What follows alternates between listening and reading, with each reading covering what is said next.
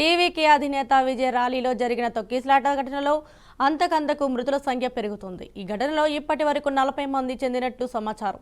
పలువురి పరిస్థితి విషమంగా ఉంది. మృతుల్లో ఆరుగురు చిన్నారులు ఉన్నట్లు స్థానిక ఆసుపత్రి వర్గాలు తెలిపాయి. అనుకున్న సమయానికి 6 గంటల ఆలస్యంగా వేదిక వద్దకు విజయ్ చేరుకోవడంతో ఆయనను చూసేందుకు ఒక్కసారిగా అభిమానులు ఎగబడ్డారు. దీంతో ఈ ఘటన చోటు చేసుకున్నట్లు తెలుస్తోంది. ర్యాలీలో 50,000 మందికి పైగా జనం పాల్గొన్నట్టు చెబుతున్నారు.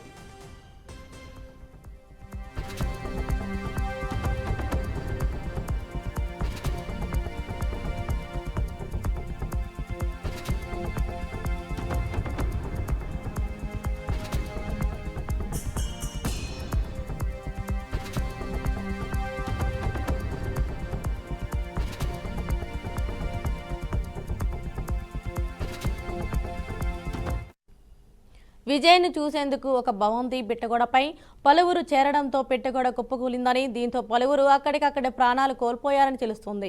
దీంతో కొంత గందరగోళం తొక్కిసలాట జరిగిందని తెలుస్తుంది. దీంతో విజయ్ తన ప్రసంగాన్ని మధ్యలోనే నిలిపివేశారు. వేదికపై నుంచి పోలీస్ ప్లీజ్ హెల్ప్ అంటూ విజ్ఞప్తి చేశారు. వెంటనే కిందకు దిగి సహాయక చర్యలు చేపట్టారు. రేపు ఘటనా స్థలాన్ని సీఎం స్టాలిన్ సందర్శించి ఘటన వివరాలు తెలుసుకోనున్నారు. కాగా ఘటనపై ప్రధాని మోదీ దిగ్భ్రాంతి వ్యక్తం చేశారు. ఘటనలపై విచారణకు ఆదేశించింది తమిళనాడు సర్కార్.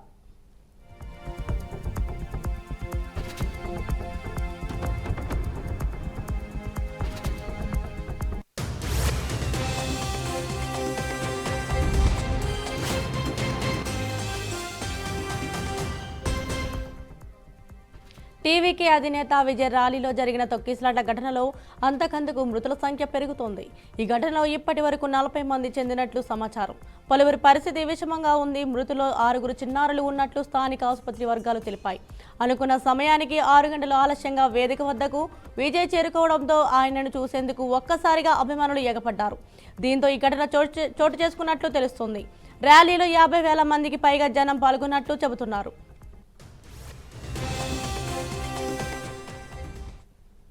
దీనిపై మరింత సమాచారాన్ని మా ప్రతినిధి సుధీర్ అందజేస్తారు. చెప్పండి సుధీర్. రాధిక, ఈరోజు చూడైతే తమిళనాడు రాష్ట్రం కరూరులో విషాదం చోటు చేసుకుంది. ఏదైతే తమిళగం వెట్రి కలగం అనేటువంటి పార్టీ అధినేత విజయ్ చేపట్టినటువంటి యొక్క బహిరంగ సభకు భారీగా అక్కడ పార్టీ కార్యకర్తలు కావచ్చు, అయితే అతని అభిమానులు కావచ్చు, మొత్తం కూడా భారీగా చేరుకున్నారు. అయితే ఒక్కసారిగా ఈ యొక్క చిన్నపాటి ఈ యొక్క బహిరంగ ప్రదేశం ఉండేది చిన్నపాటిగా ఉంది. మనం విజయవాడలో చూస్తున్నాము.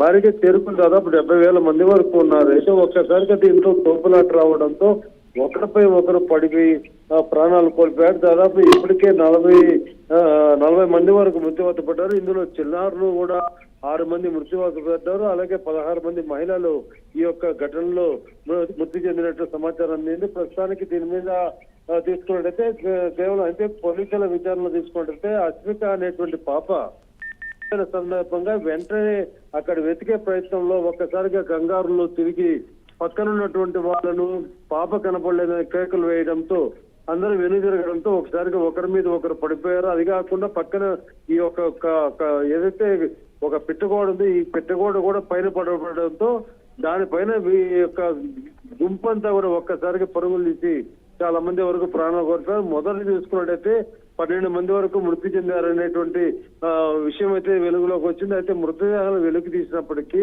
వారితో పాటు అస్వస్థకు గురయ్యి అటువంటి వారిని 16 మందిని గుర్తించారు. మొత్తం మీద చిన్నారులు 6 మంది, మహిళలు 12 మంది వరకు మృతి చెందారు. ఇప్పటి వరకు మగవారితో కలిసి 40 మంది వరకు చనిపోయినటువంటి అంచనా వేస్తున్నారు. అయితే వీరిని రక్షించడానికి అక్కడే విధులు చేపట్టినటువంటి మహిళా పోలీసులు కూడా ఈ యొక్క గుంపులో కింద పడిపోవడంతో దాదాపు 6 మంది వరకు వాళ్ళు కూడా పూర్తిగా అస్వస్థకు గురయ్యారు. ప్రస్తుతానికి వీళ్ళంతా కూడా ఎవరైతే క్షతగాత్రులు ఉన్నారో వీళ్ళంతా కూడా అక్కడి నుంచి కరూరు గవర్నమెంట్ హాస్పిటల్ కూడా తరలించే దిశగా ప్రయత్నం చేస్తున్నారు. అప్పటికి ఈ యొక్క కరూరు ఘటన జరిగినప్పటికీ సహాయ చర్యలు అక్కడికి చేరుకున్నప్పటికీ యుద్ధ ప్రాతిపదికన కొనసాగుతున్నటువంటి చర్యలలో ఘటనగా వెళ్ళాలని ఆదేశాలు అధికారులకు సీఎం జారీ చేస్తారు. అయితే రేపు ఉదయం సీఎం స్టాలిన్ కూడా ఈ యొక్క ఘటనా ప్రదేశానికి చేరుకోనున్నారు. ఇప్పటికే ఏదైతే ఈ యొక్క తమిళనాడు సంబంధించినటువంటి తిరుచి దిండిగల్ ఉందో ఇక్కడ ఉన్నటువంటి కలెక్టర్లకు కూడా ఆదేశాలు జారీ చేశారు. వెంటనే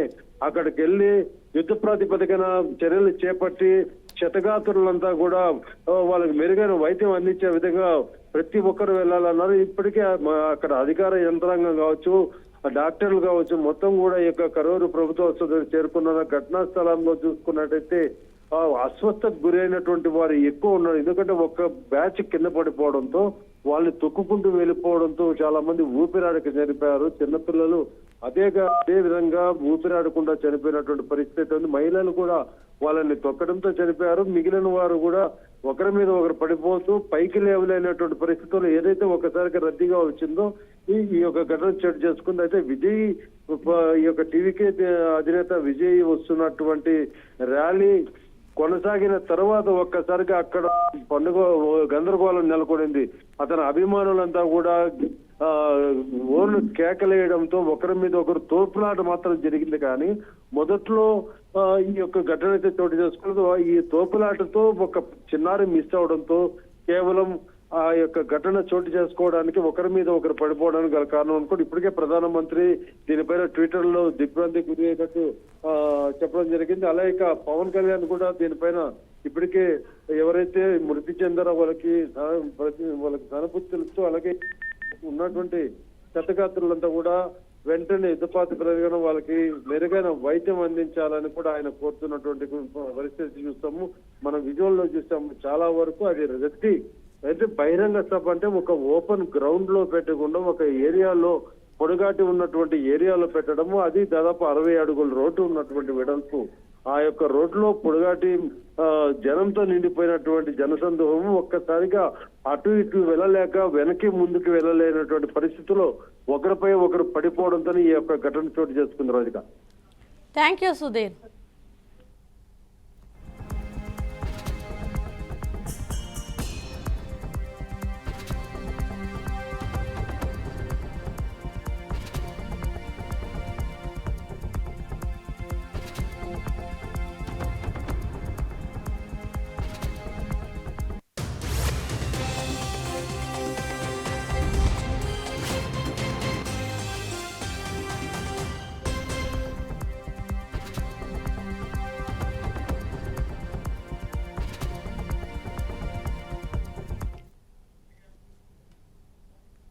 ఏపీ మండలిలో శనివారం వైసీపీ టీడీపీ సభ్యుల మధ్య కాఫీ వివాదం చోటు చేసుకుంది. అసెంబ్లీలో ఇచ్చే కాఫీకి మండలిలో ఇచ్చే కాఫీకి తేడా ఉందని వైసీపీ సభ్యులతో పాటు మండలి చైర్మన్ మోషన్ రాజు కూడా ఆరోపించారు. 2 చోట్ల ఒకే నాణ్యతతో ఆహార పదార్థాలు అందించాలని మండలి చైర్మన్ కోరారు. కాఫీ భోజనాల విషయంలో అసెంబ్లీకి మండలికి వివక్ష చూపించడంపై వైసీపీ సభ్యులు ఆందోళన చేశారు. దీంతో కొద్దిసేపు అధికార విపక్షాల మధ్య రగడ చోటు చేసుకుంది. ఈ విషయంపై చర్చకు పట్టుబడిన వైసీపీ సభ్యులు సభను స్తంభింపజేశారు. అయితే అలాంటి తేడా లేదని శాసనసభ వ్యవహారాల మంత్రి పయ్యావుల కేశవ్ వివరణ ఇచ్చారు. ఎక్కడైనా పొరపాట్లు జరిగితే పునరావృతం కాకుండా చూస్తామని మంత్రి హామీ ఇచ్చారు. దీంతో గొడవ సద్దుమణిగింది.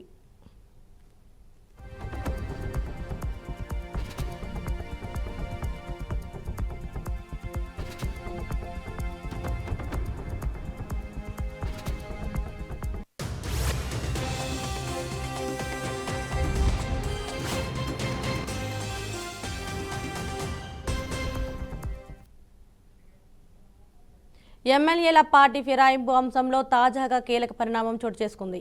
తెలంగాణ అసెంబ్లీలో ఎమ్మెల్యేల అనర్హత పిటిషన్ల విచారణకు షెడ్యూల్ రిలీజ్ అయ్యింది. సెప్టెంబర్ 29న ఉదయం 11 గంటలకు MLA T Prakash Goud party మార్పుపై బీఆర్ఎస్ ఎమ్మెల్యే కల్వకుంట్ల సంజయ్ దాఖలు చేసిన పిటిషన్పై మధ్యాహ్నం 12 గంటలకు ఎమ్మెల్యే కాళీ యాదవ్యపై బీఆర్ఎస్ ఎమ్మెల్యే చింతా ప్రభాకర్ దాఖలు చేసిన పిటిషన్పై విచారణ జరపనున్నారు.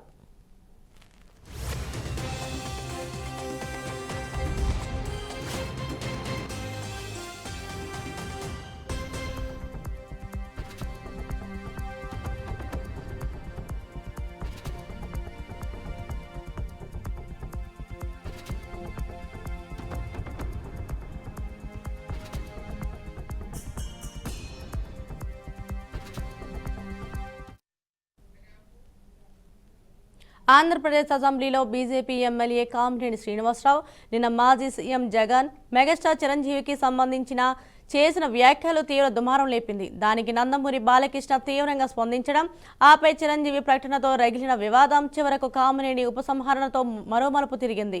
తాను చేసిన వ్యాఖ్యలు అపార్థానికి దారితీశాయని చెబుతూ వాటిని సభ రికార్డుల నుంచి తొలగించాలని కోరుతూ కామినేని శ్రీనివాసరావు స్పీకర్కు విజ్ఞప్తి చేశారు. దీనిపై స్పందించిన డిప్యూటీ స్పీకర్ రఘురామకృష్ణంరాజు ఈ వ్యాఖ్యలను రికార్డుల నుంచి తొలగిస్తామని సభకు తెలియజేశారు. ఇదిలా ఉంటే ఈ వివాదంలోకి ఆర్ నారాయణమూర్తి ఎంట్రీ ఇచ్చారు.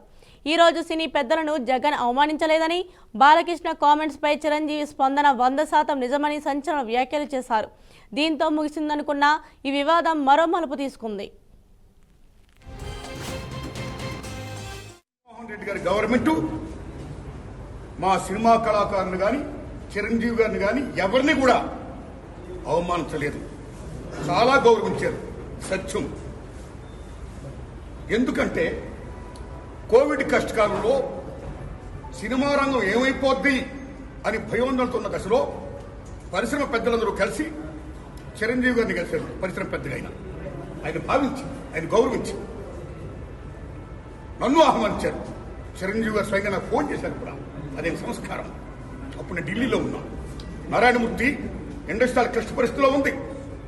భారీ చిత్రాలతో పాటు సగటు సినిమా తీసిన ఇలాంటి వాడు అందరూ కూడా రావాలి, మీ ఒపీనియన్స్ చెప్పాలి, మనందరం ప్రభుత్వాన్ని కలవాలి, ప్రభుత్వం నుంచి మనకి ఏ సహాయ శాఖలు వస్తాయో మనం స్వీకరించాలి, మనం విన్నవించాలి అని చిరంజీవి గారు చెప్పడం, అందరూ మీట్ అవ్వడం చిరంజీవి గారి ఇంట్లోనే ఇది జరిగింది. అప్పుడు అనేక మంది వారి యొక్క అభిప్రాయాన్ని చెప్పారు. ఆయన్ని తీసుకుని మన సీఎం గారి గారితో నేను చెప్పారు. వారు సీఎం గారితో మాట్లాడారు స్వయంగా. అలాగే నేను కూడా పేర్నాని గారిని వెళ్ళి విజ్ఞప్తి చేసే బందర్లో అలా చాలా మంది విజ్ఞప్తి చేశారు. ముఖ్యంగా చిరంజీవి గారు తీసుకున్న రోలు salute, whole hearted I'm telling. పరిశ్రమ పెద్దగా వాట్ ది బెస్ట్ రోల్ ఈ ప్లేడ్ దట్ డే. ఆయన ఎవరు అవమానించాల, తను గౌరవించారు. మమ్మల్ని ఎవరు అవమానించాల, తను గౌరవించారు. మేమందరూ అక్కడ వెళ్ళాం, సమస్యలను చెప్పాం. సీఎం జగన్మోహన్ రెడ్డి గారు సానుకూలంగా స్పందించారు. పేర్నాని గారితో మాట్లాడి ఏమేం కావాలో మొత్తం తీసుకోండి అన్ని మనం చేద్దాం అని కూడా చెప్పారు. ఇది జరిగిన సత్యం అండి, ఇది జరిగిన సత్యం. ఓకే, ఆ సమస్యలు ఇంకా ఉన్నాయి, స్టిల్ ఇట్స్ గోయింగ్ ఆన్. ఆయన ప్రభుత్వం ఇప్పుడు లేదు. ఇప్పుడు మన చంద్రబాబు నాయుడు గవర్నమెంట్ వచ్చింది. ఇప్పుడు ఈ గవర్నమెంట్ లో ఆనాడు ఎక్కడ ప్రియాంబుల్, గత గవర్నమెంట్ లో ఏ ప్రియాంబుల్ ఉందో, ఏ ప్రజలకి ఏ సమస్యలు ఉన్నాయో. వికారాబాద్ జిల్లా పరిగి మండలం గడిసింగపూర్లో భారీ వర్షాలతో 11 కేవీ ఫీడర్కు బ్రేక్ డౌన్ ఏర్పడి విద్యుత్ సరఫరా నిలిచిపోయింది. చెరువులో విద్యుత్ తీగలు తెగిపోవడంతో సమస్య మరింత తీవ్రతరంగా మారింది. ఈ నేపథ్యంలో విద్యుత్ శాఖ అసిస్టెంట్ లైన్మెన్ పవన్ కుమార్ ప్రాణాలకు తెగించి చెరువులో ఈదుతూ వెళ్లి తీగలను మరమ్మతు చేసి విద్యుత్తును పునరుద్ధరించాడు. ఆయన సాహసానికి అధికారులు, స్థానికులు అభినందనలు తెలిపారు.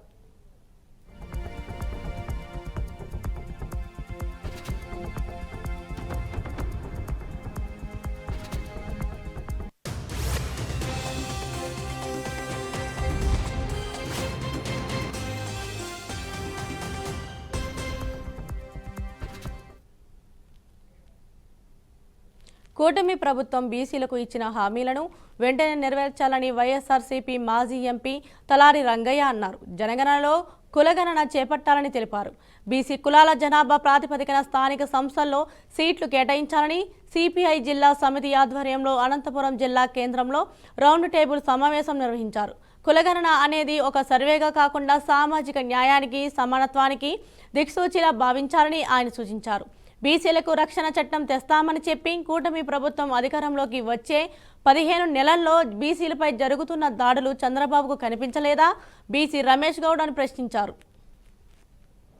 ఈ రాష్ట్రంలో కులగణనాన్ని వెంటనే చేపట్టాలి అనేటటువంటి డిమాండ్ సాధన కోసం, అదేవిధంగా కూటమి ప్రభుత్వం బీసీలకు ఇచ్చినటువంటి ప్రతి ఒక్క హామీని నెరవేర్చాలనేటటువంటి ఉద్దేశంతో వివిధ రాజకీయ పార్టీలు మరియు ప్రజా సంఘాల ఆధ్వర్యంలో అఖిలపక్ష సమావేశం ఏర్పాటు చేయడం జరిగింది.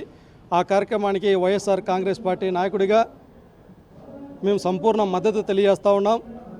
ముఖ్యంగా ఏదైతే కులగణన అనేటటువంటిది కేవలం ఒక సర్వే మాత్రంగానే చూడకుండా సామాజిక న్యాయానికి, ఒక సమానత్వానికి, సమగ్రమైనటువంటి అభివృద్ధికి ఒక దిక్సూచులుగా భావించి పక్క రాష్ట్రాలు ఏదైతే తెలంగాణ రాష్ట్రం కావచ్చు, బీహార్ కావచ్చు, అదేవిధంగా కర్ణాటక రాష్ట్రం కావచ్చు, ఇన్ని రాష్ట్రాలు బీసీ కులగణనకి కట్టుబడి రాష్ట్రాలే కదిలి వచ్చి బీసీలకు అండగా ఉంటా ఉంటే ఈ రాష్ట్రంలో తెలుగుదేశం పార్టీ, కూటమి ప్రభుత్వాలు బీసీల పార్టీ, బీసీలు ఈ పార్టీకి వెన్నెముక అని చెప్పుకునేటటువంటి పార్టీలు మాత్రం కులగణన విషయంలో మాట్లాడటం లేదు. అదేవిధంగా ఎన్నికల ముందర బీసీలను ఓటు బ్యాంకుగా వాడుకున్నప్పటి ఈ ప్రభుత్వం కూడా ఇవాళ ప్రభుత్వంలో క్రియాశీలకంగా కేంద్ర ప్రభుత్వంలో ఉన్నప్పటికీ పార్లమెంటులో ఏ ఒక్క మంచి అవకాశాలు ఉన్నప్పటికీ కూడా బీసీల తరపున మాట్లాడినటువంటి పరిస్థితి లేదు. ఎన్నికలకు ముందు బీసీ, ఎస్సీ, ఎస్టీ మైనార్టీలకు 50 సంవత్సరాలకే పెన్షన్ ఇస్తామన్నారు, మాట్లాడలేదు. మరి అదేవిధంగా చట్టసభల్లో బీసీలకు రిజర్వేషన్ల అంశాన్ని పార్లమెంటులో లేవనెత్తి సాధిస్తామని చెప్పేసి ఎన్నికల ముందు మాట్లాడడం జరిగింది చంద్రబాబు నాయుడు గారు. మరి ఇవాళ అడుగుతూ ఉన్నాం, పార్లమెంట్లో చట్టసభలో రిజర్వేషన్ల అంశాన్ని ఏ ఒక్కరోజైనా మీ పార్టీ ఎంపీలు మాట్లాడారా అనేసి సందర్భంగా అడుగుతూ ఉన్నాం. ఇవి ఇప్పటివరకు నా బులెటిన్ అప్డేట్స్. చూస్తూనే ఉండండి బీఆర్కే న్యూస్, తెలుగుడి సత్తా.